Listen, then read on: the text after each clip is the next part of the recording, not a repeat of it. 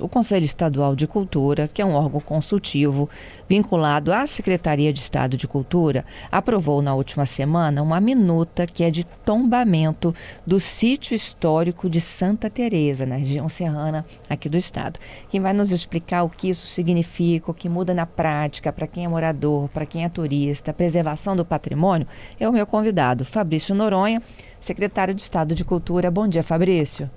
Bom dia, Fernanda. Bom dia, ouvintes. Uma alegria estar aqui novamente com vocês. Nossa, alegria também de tratar deste assunto, viu? Proteção, aquilo que é lindo, é belo, que precisa ser preservado, né? É isso, proteção e reconhecimento, né? Acho que o Conselho Estadual de Cultura está cumprindo aí o seu papel, né, de preservar, de proteger e também de reconhecer a importância de Santa Teresa, a importância do seu conjunto arquitetônico para a própria história do Espírito Santo, para a própria formação, né, do povo capixaba. A gente está falando aí da primeira cidade, né, de imigração italiana do Brasil. A gente está falando aí do berço, né, da cidade natal de Augusto Ruschi, que é o patrono da ecologia, um dos nomes mais importantes aí da defesa do meio ambiente no Brasil, né? Então aí no meio da COP debatendo isso. Augusto Ruschi falava muitos e muitos anos sobre tudo isso que a gente está discutindo hoje. E esse conjunto arquitetônico precisa ser preservado, precisa manter ele de pé, até porque, né, a gente sabe que Santa Teresa nos últimos anos tem se destacado pelo turismo, né? As pessoas têm escolhido Santa Teresa para passar o final de semana, para curtir a programação de eventos intensas, né, que acontecem lá, que a prefeitura organiza, que o governo do estado também apoia. Isso tudo está muito relacionado também com o clima da cidade, e o clima da cidade tem a ver também com o seu conjunto arquitetônico. A gente não pode esquecer disso, né? Esse prazer que dá você tomar um café lá na Rua do Lazer tem a ver também com aquele conjunto arquitetônico incrível que essa cidade preserva há tanto tempo, que agora com o tombamento isso aí está garantido, né, também via a legislação de proteção. É isso aí. O que significa isso na prática, né? O que contempla esse tombamento?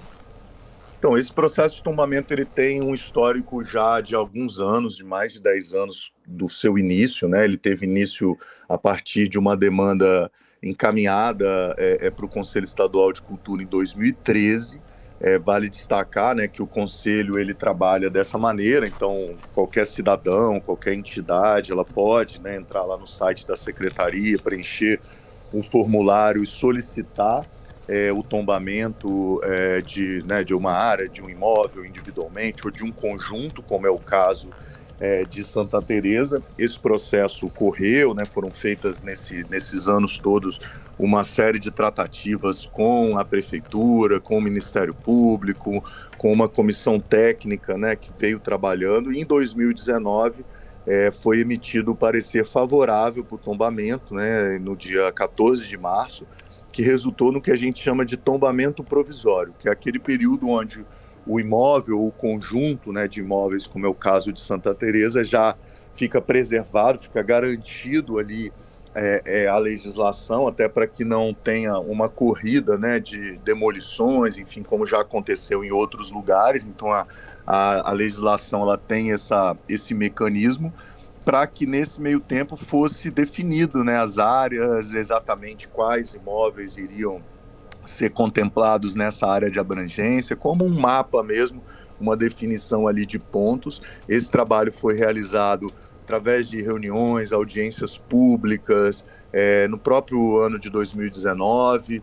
Depois tivemos algumas questões também na justiça, né? Alguns questionamentos. Isso tudo foi superado e agora foi definida, né, essa área aí de abrangência, como eu comentei, que pega aí o sítio histórico, também a Praça Augusto Ruschi, né, aquela praça que fica lá ali no centro, no total de 47 edificações, e várias delas icônicas e importantes ali, algumas delas inclusive que já estavam tombadas, né, de maneira, por outras, né, com tombamentos individuais, como é o próprio caso da residência, né, que nasceu Augusto Ruschi, que desde 1990 tem proteção de tombamento, também a Capela Nossa Senhora da Conceição, e a antiga residência Virgílio Lambert, que é de 85, né, esses tombamentos. Então, essa definição do sítio histórico,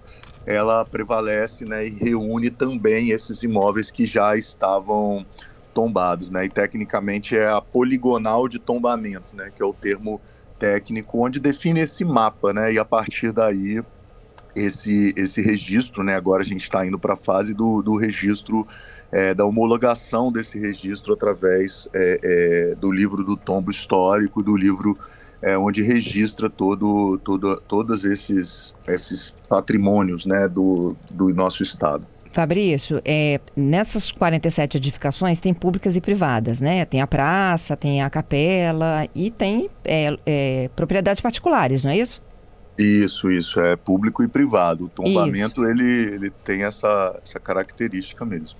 E aí, para quem é privado, o que muda? Assim, se eu tiver que fazer uma reforma, eu tenho que seguir as orientações do IPHAN, é isso? Desde 2019, como, né, eu havia dito, esse tombamento provisório, esse trâmite já acontece. Então, qualquer tipo de intervenção dentro, né, desse perímetro, aí agora já mais bem definido, precisa passar pelo Conselho Estadual de Cultura. Não é o IPHAN, né? O IPHAN, ele cuida dos imóveis tombados, né, dos sítios históricos de tombamento nível federal. Então, a gente tem 3 níveis possíveis de tombamento, né? O tombamento municipal, o tombamento estadual e o tombamento federal. Quem trata e cuida do tombamento estadual é o Conselho Estadual de Cultura, junto com a Secretaria, né? Que depois, a partir do tombamento, tem ali promove ações tanto de educação patrimonial, quanto também ações efetivas, né? De recursos para reforma, disponíveis para esses locais. No caso dos moradores, o que muda, né, já mudou, na verdade, em 2019 com o tombamento provisório, é esse fluxo. Como a Prefeitura de Santa Teresa tem um PDM, uma organização também ali muito, muito boa, muito qualificada do seu corpo técnico, a gente estabelece também, através, né, de parceria com a Prefeitura, também o nível dessas intervenções, o tipo de coisa que precisa necessariamente ser enviada para o Conselho Estadual, e algumas dessas intervenções passam também por aprovações ali mesmo, né, as mais simples da própria Prefeitura. Então, no caso de Santa Teresa, o Conselho, né, a Secult, nesse caso, estabelece, a nossa gerência de patrimônio também, esse trâmite junto à Prefeitura. E, por outro lado, a partir, né, desde 2019 também, os moradores têm a possibilidade de acessar um edital específico, né, com recorte específico para imóveis privados, pequenas reformas, ajustes no valor de R$100 mil, onde os moradores podem acessar esse recurso todo ano, e esse edital é específico para os nossos sítios históricos. Da mesma maneira, a Prefeitura pode acessar recursos do Fundo a Fundo, que é o nosso programa de preservação do patrimônio, que hoje tem 53 parcerias, né, com vários municípios, mais de R$30 milhões, e está também com 40 milhões agora até o final de novembro aberto, e a gente está em conversas com a Prefeitura de Santa Teresa para que eles também possam acessar esses recursos, né, dentro desses 40 milhões, para realizar as reformas efetivas ali nesse sítio histórico. Uma coisa legal, Fabrício, é que pode mudar a administração, mas esse conceito de tombamento está cravado, né? Exato, a importância do tombamento, né? A gente vive a era da desinformação, né, Fernanda? A gente às vezes ouve, porque agora a propriedade do imóvel vai ser do Estado, a gente vai perder a autonomia de venda e tal. Não interfere nessas questões. O ponto, né, do ponto de vista da perspectiva da preservação do patrimônio, isso vale, né, para a dimensão municipal e também para a dimensão federal, que o IPHAN que cuida, é a preservação daquela volumetria, daquele espaço, que não sejam descaracterizados, né, que uma reforma possa descaracterizar alguma coisa daquela edificação, ou que uma outra edificação no entorno possa prejudicar a vista daquele imóvel ou poluir visualmente, né? Por exemplo, tem lá uma casa super bacana, super importante historicamente, constrói um prédio do lado maior do que a casa e tampa essas coisas que o Conselho Estadual vai olhar. E quando a gente olha para a história, né, a gente está falando de uma legislação dos anos 40, né, que já tem uma trajetória aí de preservação importante no Brasil, no Espírito Santo, a gente olha também o tanto de coisas que deixaram de ser destruídas, deixaram de ser demolidas por conta do tombamento e dessa proteção que esse imóvel tem, né, a partir do tombamento. Então é muito importante que a gente tenha essa consciência, né, de que é importante porque é o que faz Santa Teresa, como eu disse no começo, né, ser, né, esse espaço até de atração do turista, né? Então imagina se descaracteriza todo esse conjunto arquitetônico, sem dúvida nenhuma também isso vai prejudicar uma matriz econômica importante aí do município, que é o turismo, a visitação, os eventos, as festividades que contam, né, um pouco também dessa história da formação do município e da sua importância, como eu já disse, para a formação do povo capixaba. Tem uma discussão antiga lá também, Fabrício, que é a passagem de caminhões pesados pelo centro histórico de Santa Teresa. Com o tombamento, isso é revisto? Então, a gente tem conversado sobre esse ponto também com a prefeitura, né? Essa é uma questão da municipalidade. Para a gente é importante, porque, de fato, né, não é uma questão específica de Santa Teresa. O carro pesado, né, quando passa, e ali a gente tem na entrada da Rua do Lazer uma curva, né, estreita, e a gente tem muita reclamação de moradores e tudo mais, então a gente tem estudado com a prefeitura, até a partir do tombamento também, o tombamento definitivo agora, ele fortalece, né, esse argumento, digamos assim, para que tenha possibilidades de alternativa, mas isso é um estudo e uma prerrogativa que a gente tem conversado com o município e feito mais uma assessoria técnica, então não é uma questão de uma imposição, algum tipo de exigência automática, digamos assim. É uma conversa, é uma construção, né, com a comunidade, com a prefeitura, para que a gente pense uma saída. E a gente tem já tratado dessa pauta com a municipalidade. Entendido. Tem algumas participações aqui de ouvintes, Fabrício. Eu vou pedir a Patrícia aqui, que está gerenciando com eles, para fazer. Bom dia, secretário. O Leonardo está aqui perguntando qual o apoio que pode ser dado pelo Estado para a manutenção dos imóveis, porque o direito de propriedade acaba um pouco restrito, e a pergunta dele é para saber se o abandono que se vê hoje em prédios históricos por donos no centro de Vitória pode acontecer também lá no município de Santa Teresa, é a preocupação dele.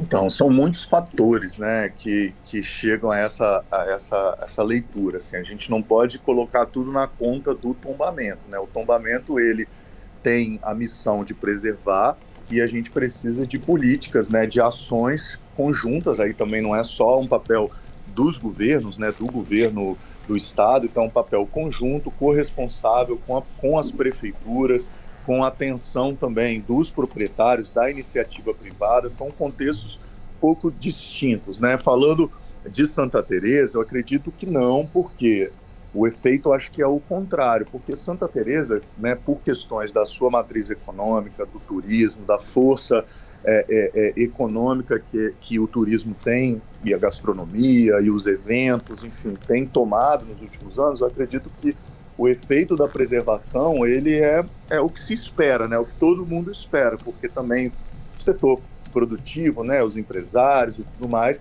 vão querer que aquele lugar continue com aquela atmosfera, digamos assim, que esse conjunto arquitetônico dá. E do ponto de vista do apoio, o governo do Estado, né, como eu disse anteriormente, tem várias ações, inclusive um edital específico para moradores, para dar esse suporte, e o Fundo a Fundo, que é um programa inédito no Brasil e com um volume de recurso importante, né? A gente está com 30 milhões na rua hoje, com 40 milhões abertos agora para novos projetos, e também a gente tem feito muita coisa, Fernanda, de apoio a eventos e festividades lá no município, a exemplo do Festival Santa Jazz, né? Do Festival de Jazz que acontece lá todos os anos, que tem apoio da nossa Lei de Incentivo à Cultura Capixaba, a LIC, e que a gente sabe também, olhando para a história recente do município, a importância que esse festival, que é um festival de música, que é um festival cultural, teve na transformação também desse interesse, desses investimentos na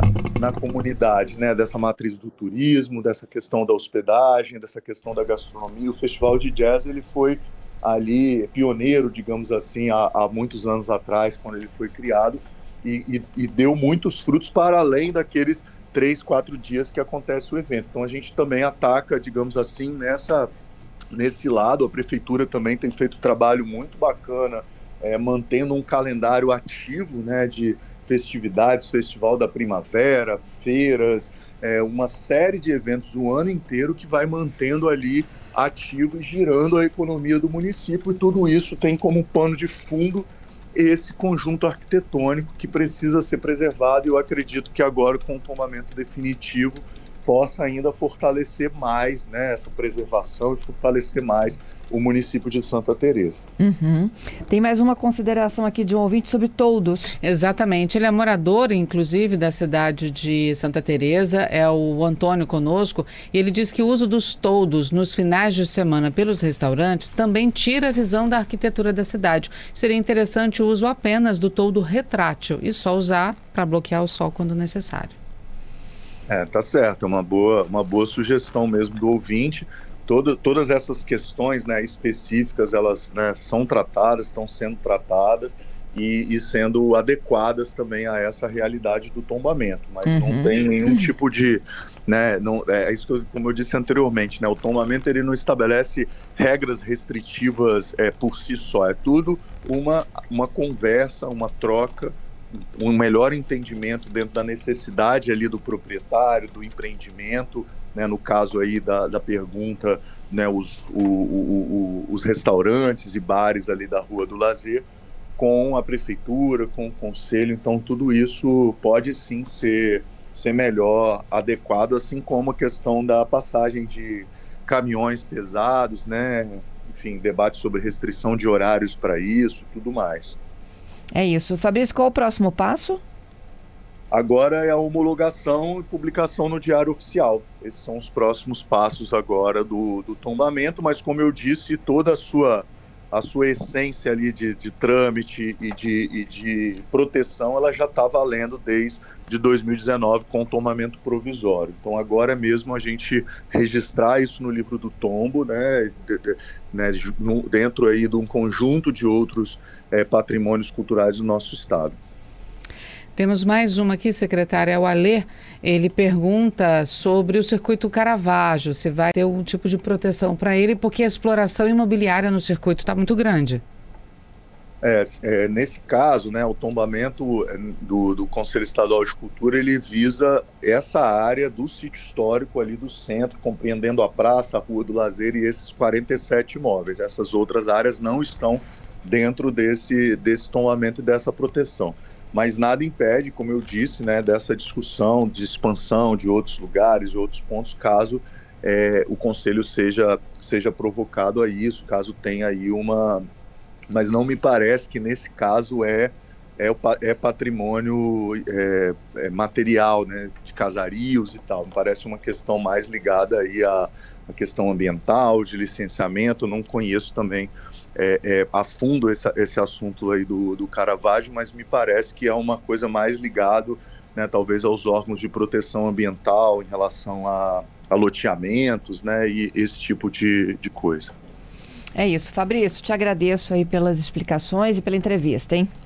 Tá bom, eu que agradeço e reforço o convite para o dia 22, todo mundo lá no Teatro Carlos Gomes, às 16 horas, para a reinauguração do nosso patrimônio máximo aí da cultura do estado. Ah, lindo demais, combinadíssimo. Até lá. Valeu. Tchau, tchau.